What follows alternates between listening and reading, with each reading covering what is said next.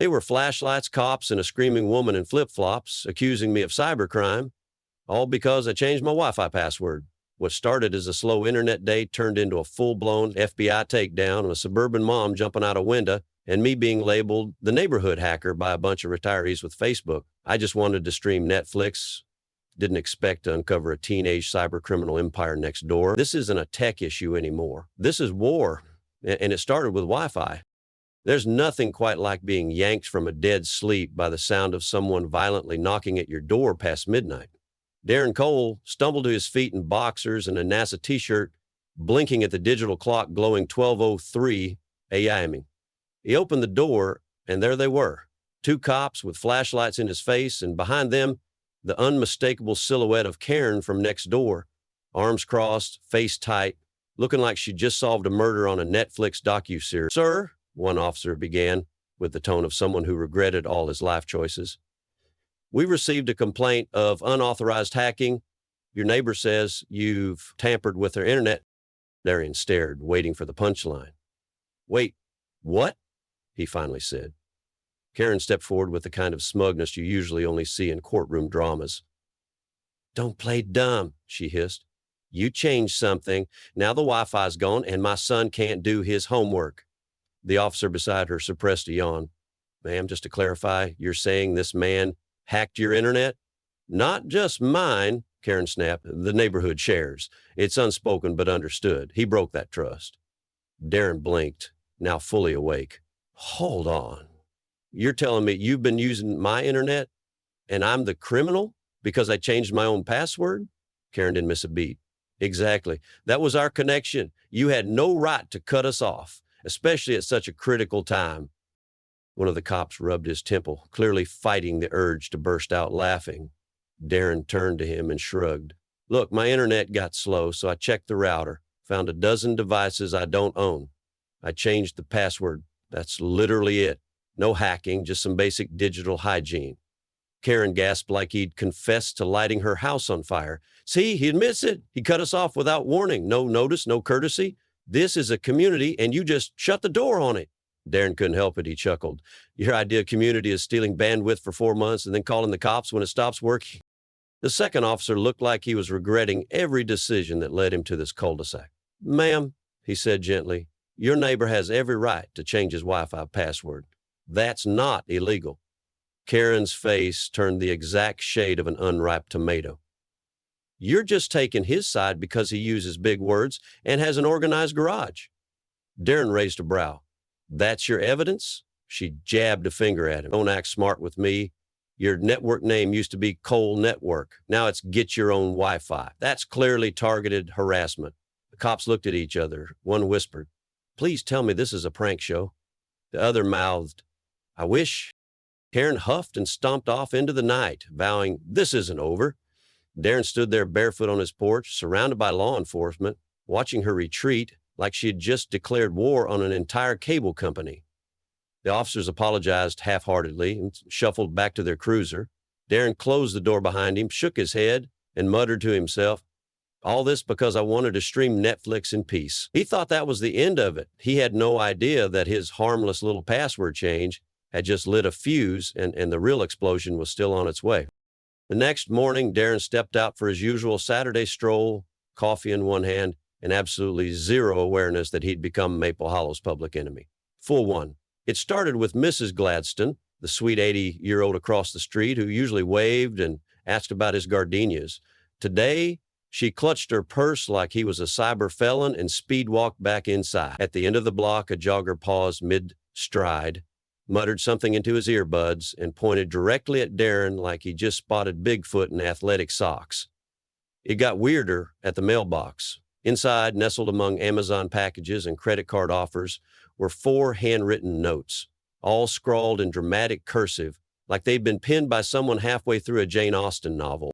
"Shame. God sees what you did. You can't unplug morality and the piece de resistance. Give us Wi-Fi or give us death." Darren stood there blinking at the pile, wondering when basic router security became a moral failure. He turned the envelopes over. No return address, of course. Anonymous judgment the suburban way. Back inside, he tossed the letters on the kitchen counter, chuckling at first, until his phone buzzed, a notification from the neighborhood app.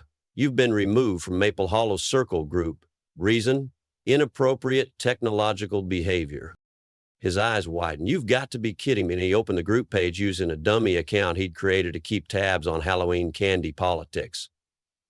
The top post was a bold, blinking banner, Petition, Restore Internet Equality in Maple Hollow. Over 37 virtual signatures. And who started it? None other than Karen M. The caption under the post read, "This is not just about bandwidth.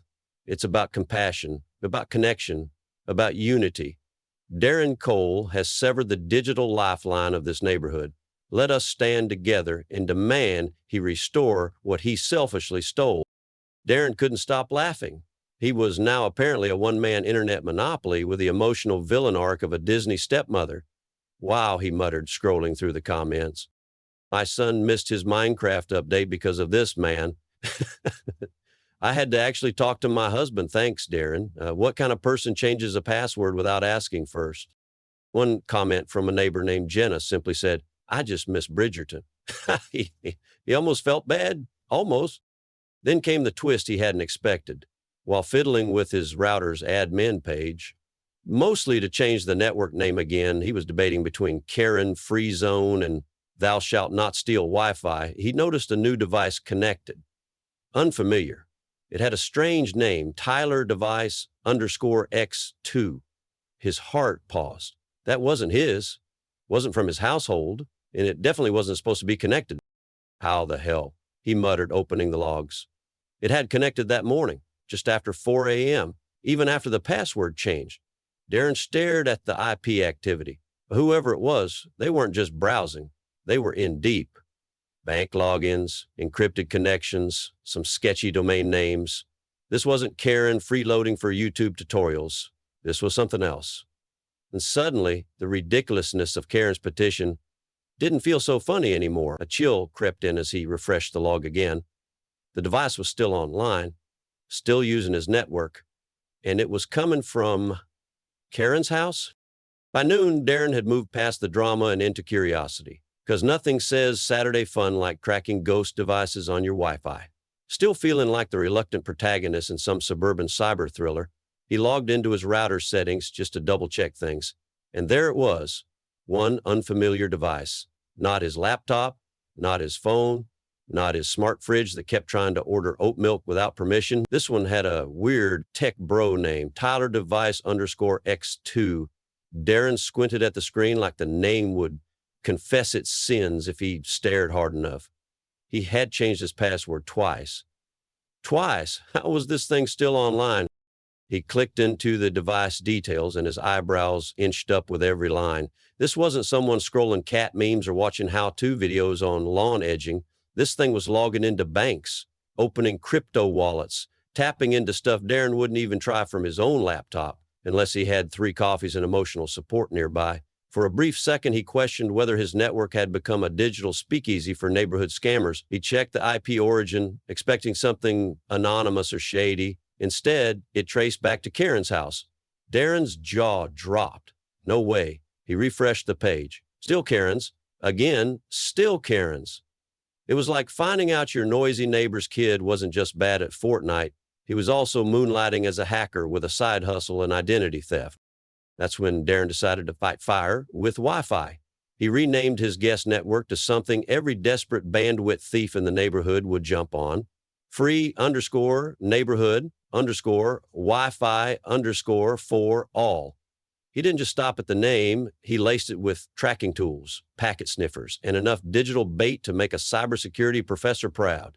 If they connected again, and he was betting they would, he'd catch them red-handed, or at least digitally ping-pong. Then he sat back, opened a bag of trail mix like it was popcorn, and waited. He didn't have to wait long. Within 10 minutes, the same device hopped online like a kid sneaking back into a carnival. Darren grinned as the logs rolled in. September 2nd, websites, attempted logins. Whoever it was, they weren't just browsing.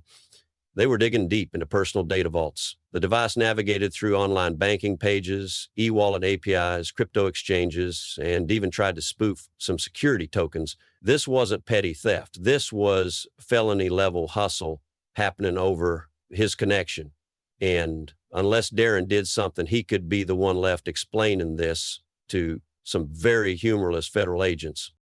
For the first time in this entire HOA-fueled mess, Darren's smile faded. This wasn't just Karen being Karen anymore. This was someone using his bandwidth as cover for something way beyond freeloading. It was deliberate, calculated, and criminal. He took a deep breath, saved all the logs, and opened his notes app. He didn't need a confrontation. He needed evidence. Cold, timestamp, IP track evidence. Because if Karen really had no clue what was happening in her own house, what he was about to uncover, it might just knock those oversized sunglasses clean off her forehead. And let's be clear, if you thought this was just a story about sharing Wi-Fi with your neighbor, think again. Darren had just stepped into the middle of a digital heist, and the real thief wasn't buffering. Darren spent the next hour printing out logs like he was preparing for a congressional hearing. Each page detailed the activity of the mystery device, every login attempt, every banking site accessed, every crypto wallet pinged from an IP address that pointed straight to Karen's house. It was the kind of evidence that didn't need explanation, it just needed confrontation. Darren clipped the stack of papers together, slipped on a hoodie, and walked next door with the calm intensity of a man delivering both the truth and the final nail in someone's HOA presidency. Karen opened the door wearing a velour tracksuit and that same smug energy she wore like perfume. She gave him a look that could curdle milk and tilted her head. "Well, well," she said, arms crossed. "Come to apologize?" Darren blinked. "Apologize?" She sighed like he was wasting her time. "I assumed you realized how ridiculous your behavior was, and now you're here to make things right." He held up the papers like a court summons. "Not exactly." Karen narrowed her eyes but took the documents. She scanned the first page, then the second. Her brow twitched, her nostrils flared. By page 3, she snapped the packet shut and threw it on the hallway table like it burned her fingers. "Cute," she spat. "Very elaborate. You even made up a fake device name. How much time do you spend faking this stuff?" Darren raised an eyebrow. "Those are logs from my actual router. Your house is the source IP. That's not something I can fake with Photoshop, Karen." She let out a nervous laugh. "Please, you think I'd believe a bunch of printouts? Anyone with a printer and a chip on their shoulder could make that." "What's next? You gonna tell me I've been secretly running a crime ring out of my basement? This isn't Netflix." Darren crossed his arms. "I'm not here for a debate. I'm here to let you know that if someone in your house is using my Wi-Fi to commit fraud, you should probably stop gaslighting and start asking questions." Karen paused for a beat, her eyes darting toward the staircase. Then she forced a smile, too wide, too sudden. "You know what?" she said, voice syrupy sweet. "Maybe we got off on the wrong foot. Would you like some cookies? I make a mean white chocolate macadamia." Darren stared at her like she'd just offered him a live grenade. "I'm allergic to gluten." Her smile cracked. "Well, I can make them gluten-free. Also allergic to fake apologies," he added flatly. Karen's mood flipped like a switch. "You think you're so clever, don't you? Coming over here acting like some tech vigilante. Maybe you're the hacker. Ever think about that? Maybe you hacked yourself just to blame me." Darren blinked slowly. "I hacked myself?" "Exactly," she shouted. "You've been sabotaging this community since day one. You changed your Wi-Fi name just to hurt us. You brought this on yourself." Before Darren could respond, a door creaked upstairs, and that's when everything changed. There was a creak from the stairs, followed by the soft shuffle of feet, like someone trying not to be noticed but utterly failing. Darren and Karen both turned at the same time as a lanky teenager in pajama pants and a hoodie appeared at the top landing, holding a laptop like it was a newborn baby. His name, according to Karen's many loud phone calls on her porch, was Tyler, 17, gamer, noise pollution specialist, and apparently digital criminal. Tyler froze when he saw Darren, then looked at his mom, then back to Darren, clutching his laptop like it contained national secrets. Spoiler alert, it kinda did. Karen's tone went from passive-aggressive hostess to federal interrogator in half a second. "Tyler, bring me that laptop." Tyler blinked like he didn't speak English. What laptop?" Karen stormed up a few steps and snatched it out of his hands with surprising mom strength. "Don't play games with me," she barked, then marched down the stairs like she was leading a courtroom exhibit. She popped open the laptop on the hallway table, fingers moving faster than Darren expected. Then she stopped. Her face dropped. Eyes locked on the screen. No one said a word. Darren stepped closer and glanced over her shoulder. What greeted them wasn't just suspicious. It was damning. Dozens of files, password spreadsheets, a folder labeled Netflix accounts, and another called crypto_wallets_real. Karen's mouth moved, but no sound came out. Finally, she whispered, "Tyler, what is this?" Tyler took a tiny step backward. It's not what it looks like. I mean, yeah, I borrowed some stuff, but everyone shares accounts, right? That's normal now. Karen's eyes went wide. Borrowed? Tyler, this says Wells Fargo. This is someone's bank account. She flipped the screen toward Darren like he was the judge in this bizarre trial. Darren crossed his arms. "That one's actually local. I recognize the bank name." Tyler groaned. Okay, but I wasn't stealing. I was just testing stuff, like practicing." Karen turned back to her son, clutching the laptop like it was contaminated. "Practicing what? White-collar crime?" Then came the moment Darren had absolutely not prepared for. Karen turned, eyes blazing, and pointed directly at him. "This is all your fault." Darren blinked. "Mine?" "Yes. If you hadn't changed your Wi-Fi password, none of this would have come out. You pushed him to this." Darren laughed, but it came out confused and a little terrified. "I'm sorry, I pushed him into an international crypto scam by securing my own network." Karen's voice climbed an octave. "You provoked us. All this spying and snooping. Maybe you're the real criminal here." Darren was about to reply, probably something sarcastic, maybe something noble, or just a deep sigh, when someone knocked on the front door. Not the polite kind, the kind that made walls shake and hearts drop. 3 solid bangs. Then a voice. "This is the FBI. We need to speak with Tyler Marshall." The knocks came again, louder, sharper, carrying the kind of authority that made everyone in the room freeze like poorly carved mannequins. "This is the FBI. We need to speak with Tyler Marshall." Tyler went pale instantly, like someone had unplugged his soul. Karen clutched the laptop tighter, eyes darting between her son, Darren, and the door like she was trying to solve a calculus problem without her reading glasses. "They're bluffing," she whispered. "This is a prank. Just neighbors messing around." Darren raised an eyebrow. "Karen, unless prank calls come with tactical boots and government-issued clipboards, I don't think this is your usual HOA drama." Karen spun toward Tyler like she just remembered he had fingers. "Delete everything. Now. Erase it all. Reboot it. Microwave it. I don't care. Just make it disappear." Tyler backed up slowly. "Mom, they already know. They're not knocking like that unless they really know. It's over." Karen stared at him like he just suggested they surrender to pirates. "No, we are not going down like this." Without warning, she shoved the laptop into Darren's hands. "Here, take it. It's yours now. You planted it, remember? You're the hacker." Darren looked down at the laptop, then back at her, completely dumbfounded.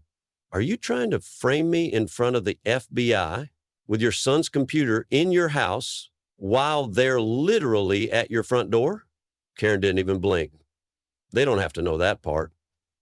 Before Darren could offer a response filled with sarcasm, disbelief, or just a long scream, the door burst open. The FBI didn't knock a third time. 3 agents entered, calm but firm in those matching Navy jackets that say, "We're here to ruin your weekend." The lead agent looked around the living room, glanced at Darren, then landed on Tyler, who was already raising his hands like someone in a cop show who'd seen how these things end. "Tyler Marshall?" the agent asked. Tyler nodded once, like his neck had given up on fighting. "Sir, you're under investigation for multiple counts of cyber fraud across several states." Tyler sighed, defeated. "Yeah, okay." Karen gasped dramatically. "What? No, he's just a kid. He didn't mean to do anything. He was just experimenting." Another agent looked at her, completely unfazed. "Ma'am, your son is 18. He's legally an adult." Karen placed a hand on her chest like she was auditioning for a soap opera. "I'm just a mother who loves her son. You can't do this. I have rights. I watch Law and Order."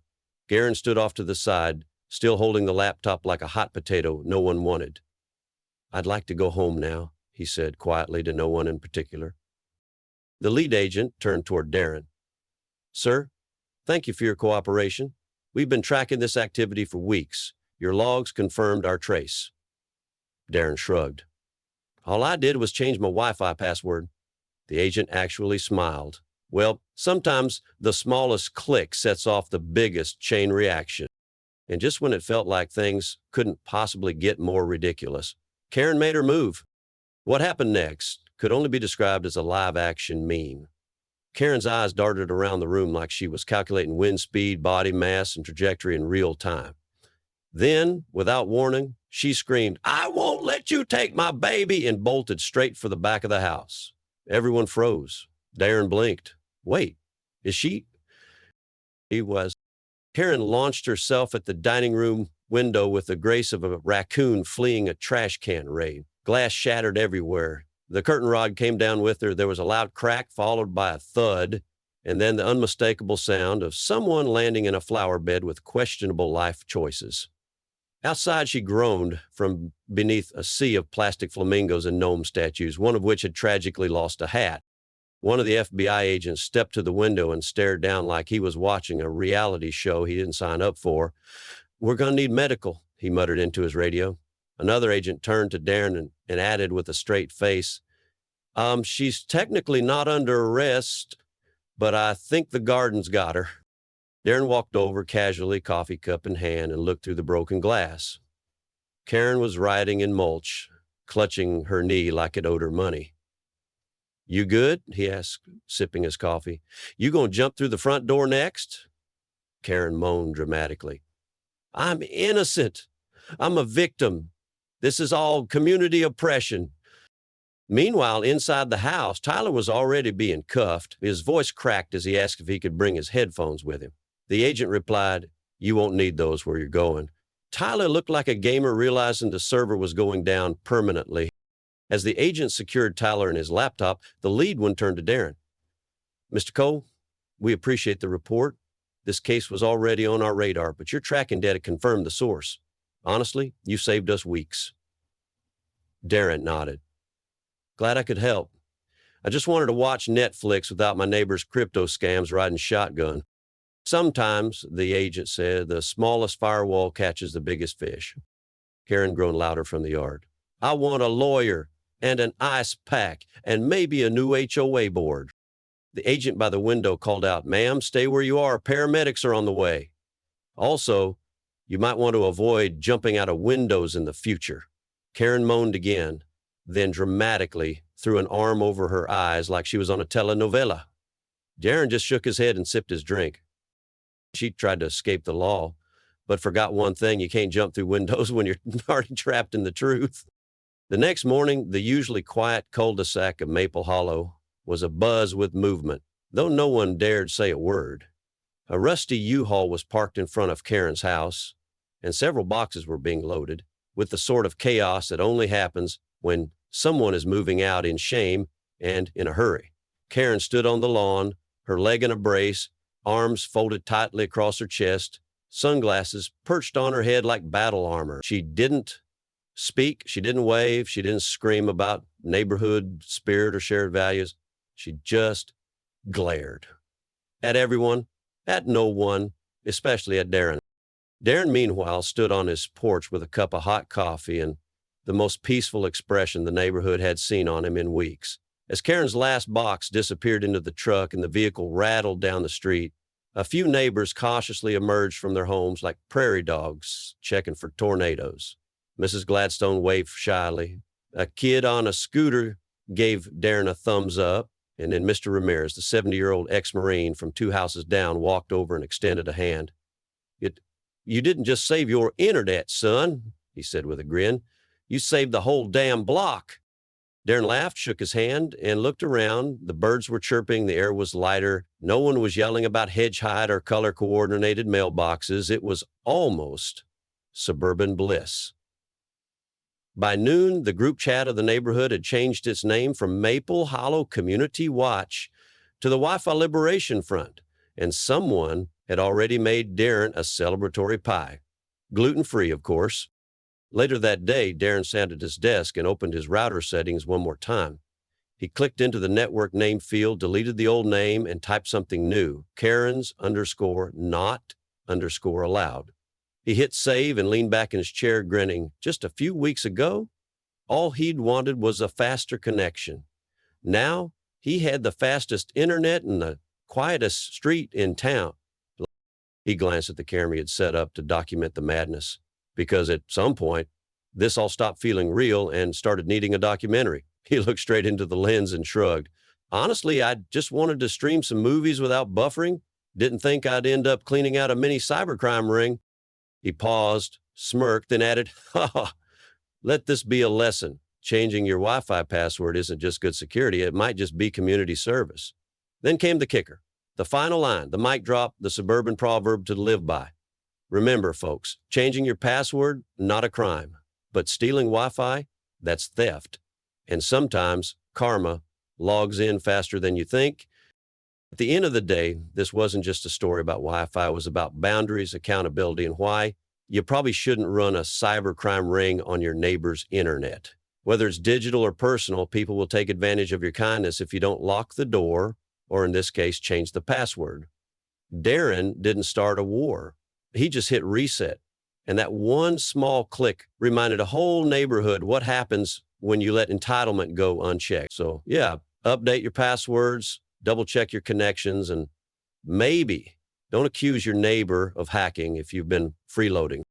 If you enjoyed this roller coaster of ridiculousness, drop a No Karen zone in the comments, hit that like button, like Karen hit the flower bed, and don't forget to subscribe for more stories where logic wins, drama unfolds, and Wi-Fi finally finds peace. See you next time on the Secure Network.